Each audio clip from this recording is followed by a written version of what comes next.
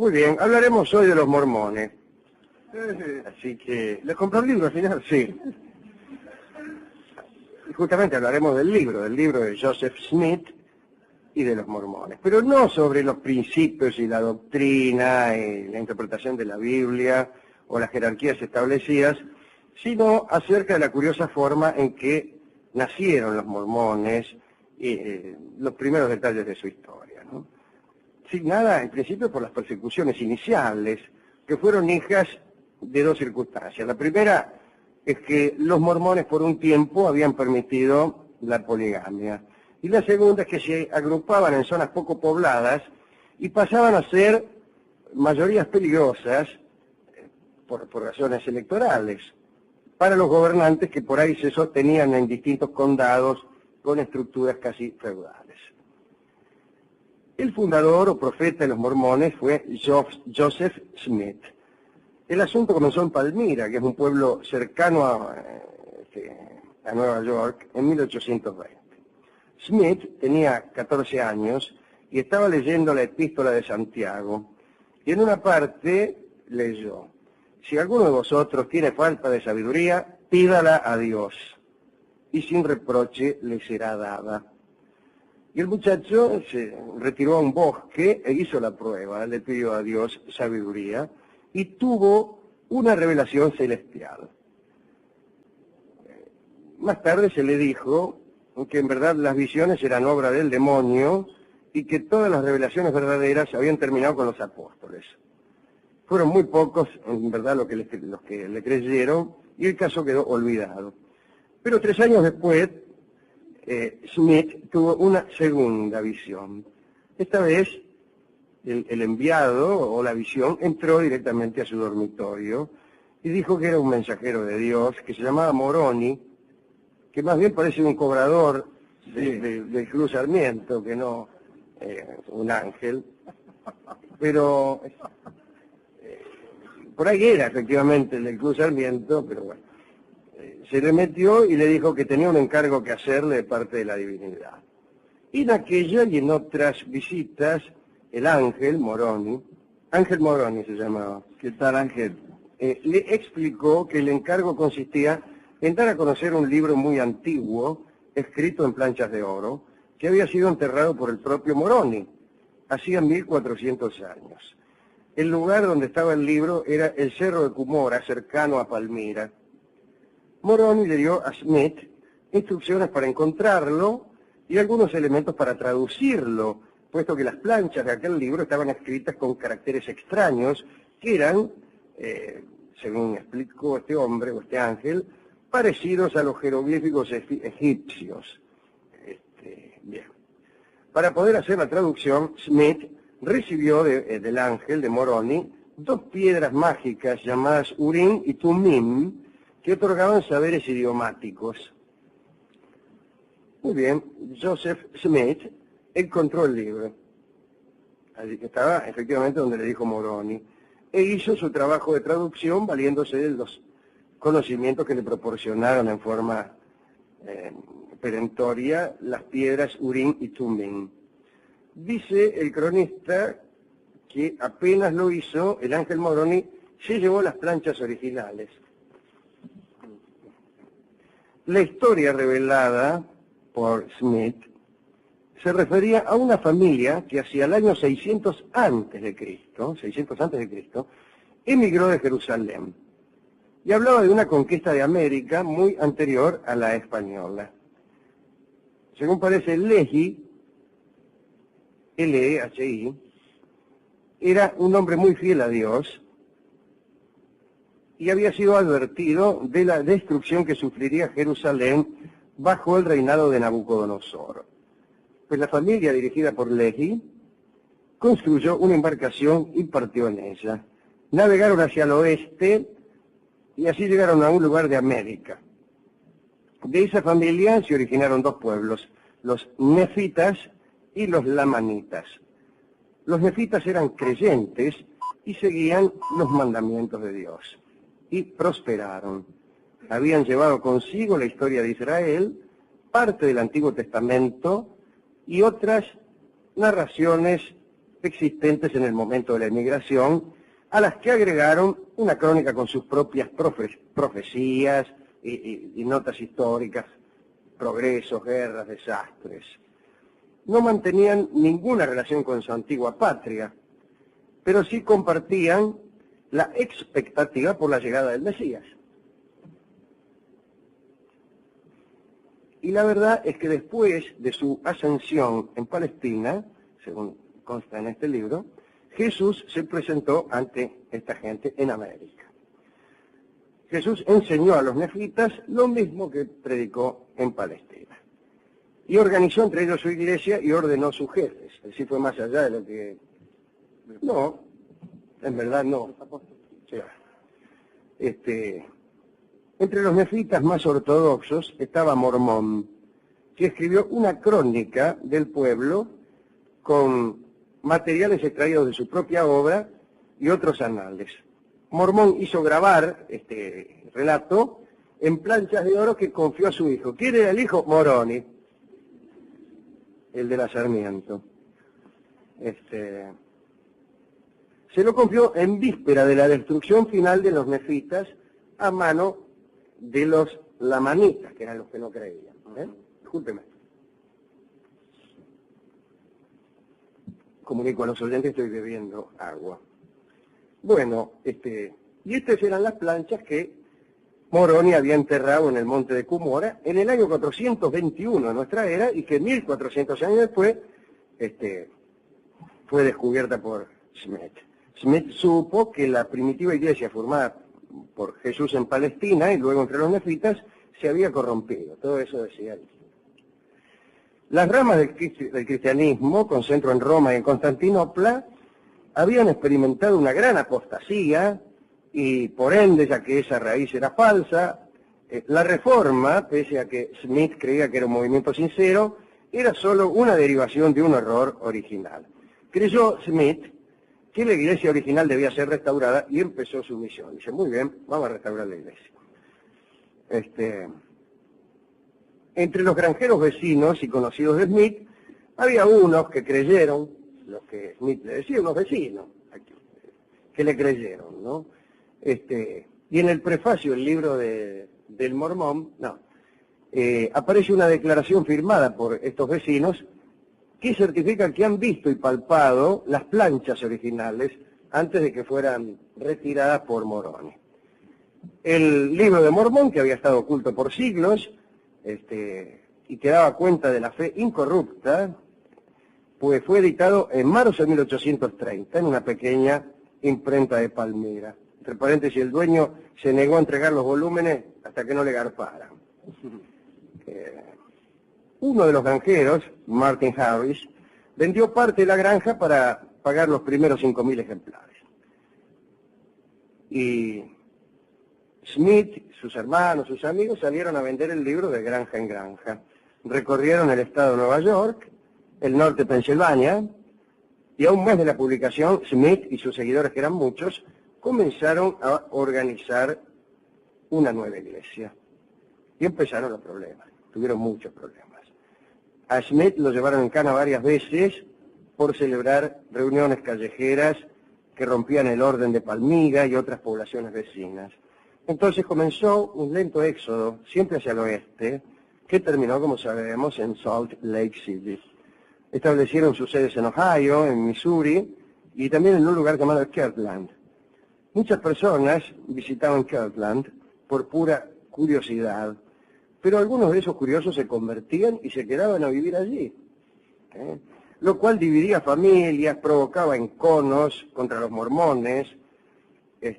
Además, los mormones compraban cada vez más tierras y terminaban por ejercer el dominio económico de los lugares donde se asentaban. Las comunidades funcionaban, en fin. Y le empezaron a tomar droga. En Missouri, los mormones fueron 25.000 y constituyeron el mayor grupo minoritario, discúlpeme. Ese potencial político fue el causante del primer estallido de violencia contra los mormones. En agosto de 1838 hubo elecciones y las autoridades acordaron que no se permitiría votar a ningún mormón. Así que ahí empezaron las proscripciones de los mormones. Además está así, cuando los mormones fueron a votar, le dijeron, usted no vota, usted ya votó, no sé cómo era, y se armó una pelea, qué sé yo. Se difundió el rumor de que en aquella pelea los mormones habían hecho sonar a 2 tipos, y eso fue suficiente para que 10.000 hombres armados marcharan hasta la comunidad para apresar y exterminar a todos. Antes de hacerlo, eso sí, le ofrecieron el destierro. Dice, si se las toman, no los matamos. Y se produjo un nuevo éxodo, siempre hacia el oeste, ¿no? Otro de los problemas por los que se los acusaba era la ya mentada poligamia. Pero hay que decir que hoy la han excluido del dogma. El que la practica incluso es excomulgado. La instituyó Smith, que estaba casado, y en julio de 1843 anunció haber recibido una revelación según la cual la plena restauración del Evangelio incluía la poligamia. Dios le había dicho que debía obrarse como Abraham, que había tenido a Sara y también a Agar, uniones que posibilitaban el origen de muchas gentes, sin ir más lejos de Ismael. Bueno, Smith admitió que la revelación no había sido de su agrado, y menos aún del de su esposa, Emma se llamaba la esposa, ¿no? Pero de todos modos fue frecuente que los mormones tuvieran varias mujeres. Richard Barton, no el actor, sino el amigo de este programa, el traductor de Las Mil y Una Noches, estuvo entre los mormones, hacia 1860. Y Salt Lake City le pareció un lugar ordenado pero sombrío. Oigamos a Barton. Dijo que aquello que podía criticar acerca del matrimonio múltiple fue que impedía la aparición del egoísmo del corazón llamado amor. La gran familia con sus esposas y sus hijos proporcionaba afecto, amistad, disciplina doméstica, pero era fatal para el romance, dijo Barton, extraordinario. El ardor se había traspasado del plano individual al grupo, pero en este caso a la iglesia. De todos modos, Barton quiso hacerse mormón, pero Brigham Young, que por entonces era el líder, ¿no?, se lo impidió. Miren que la objeción de Young acerca de la conversión de Barton. Le recordó que antes se había convertido falsamente en musulmán. Recuérdese que Barton se hizo pasar por musulmán y es uno de los poquísimos occidentales que alcanzó a ser admitido en los lugares santos de la Meca. Y entonces, recordándole aquella impostura, Young lo echó. Los mormones reconocían que cualquier idea de poligamia provocaría la condena y el rencor del país.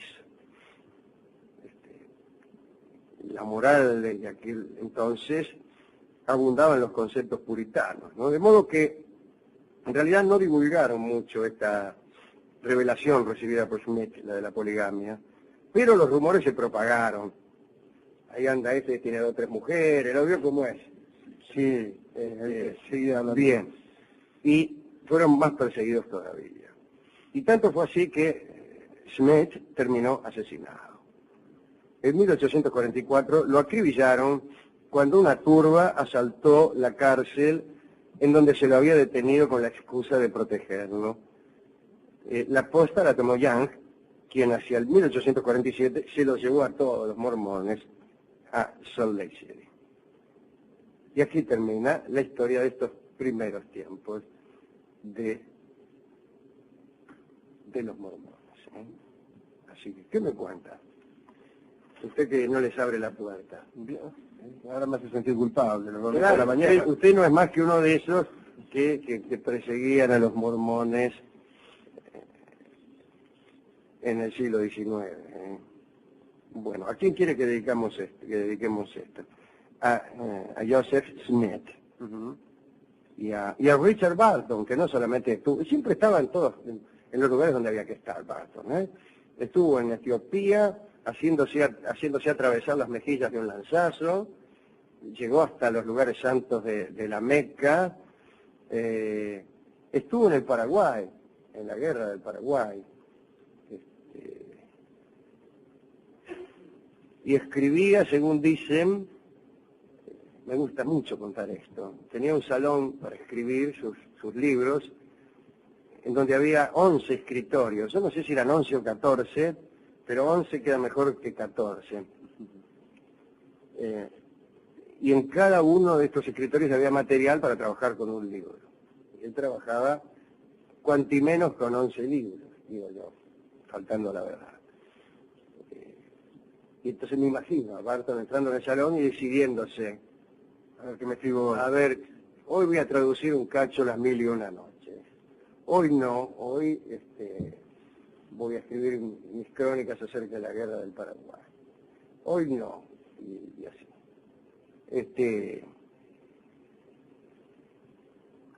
Voy a escribir acerca de, qué sé yo, del asesinato. También a Barton, estoy pensando en algún otro para dedicarle.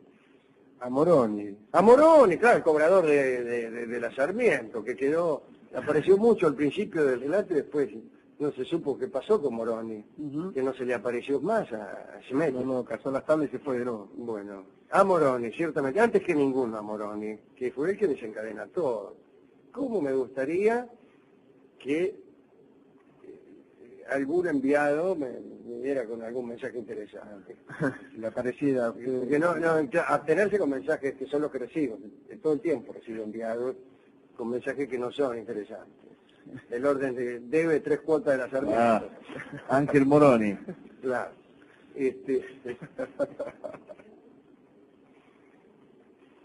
Pero bueno, hace mucho que que ningún mensaje interesante me llega de ninguna manera. Me llegan mensajes, pero no interesantes. ¿Y por qué razón se preguntará? No porque el universo carezca de interés. El universo es interesante. Y hay muchos mensajes interesantes en el universo, pero no son para mí. El que no es interesante es este que habla con usted. Por eso no le llegan mensajes interesantes. Hemos ido a la discoteca a buscar tangos mormones. ¿Ah, sí? Tangos mormones o algo. ¿Sí? Pero es curiosa la distancia que hay entre los mormones y el tango. En general, los mormones que tocan el timbre no vienen chiflando la gallola o Rawson. Así que no, ni tampoco hay tangos que cuenten. Golpearon la puerta de la humilde casa y no, era el cartero, no los mormones. Encontramos eso sí, algunos tangos sobre ángeles, como el caso de Moroni, ¿no? Y la muerte del ángel, quizá murió Moroni, en realidad murió en tanto ser humano que fue allá por el siglo V. Los ángeles se supone que están exentos de esa desagradable obligación. Como quiera que sea, la muerte del ángel es un bello tango que Gary Barton, el hermano de Richard Barton, sí, ¿en serio? Sí. Es el hermano, Gary Barton es el hermano. ¿Seguro? No. Gary y Richard. Richard, Gary. Dejar xilofón. Adentro que llueve. Dijo un amigo. No son. ¿Quién es hermano? Entonces, ¿cuál era? ¿Bien el hermano? Ah, de Agustín Bardi, que era Gary Baldi. Ah, no.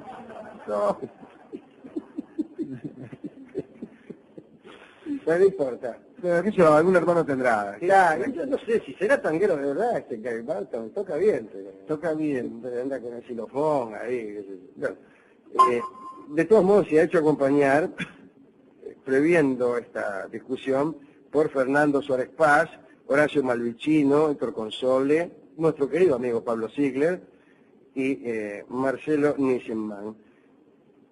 Y tocan ellos La muerte del ángel, este bello tango de Astor Piazzolla, dedicado a Moroni, el que vino a revelar la ubicación de unas planchas que luego se llevó para evitar que cayera en manos de infieles y de impíos. Y para que se salvaran los que creyeran, Alejandro, los hombres de fe. Claro, que mostrándole las planchas cualquiera cree. Claro, acá Nosotros creer en unas planchas que han sido arrebatadas por un ángel.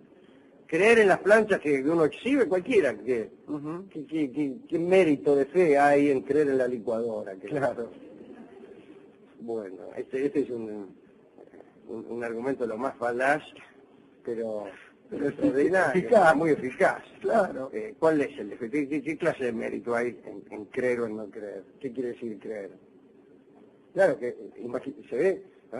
Cualquiera cree en algo que ve, desde luego. Obviamente. ¿Y qué mérito hay en creer en lo que uno no ve? Eso es lo que hay que preguntar, ¿no? Como si fuera meritorio. Confundiendo la creencia, por ejemplo, con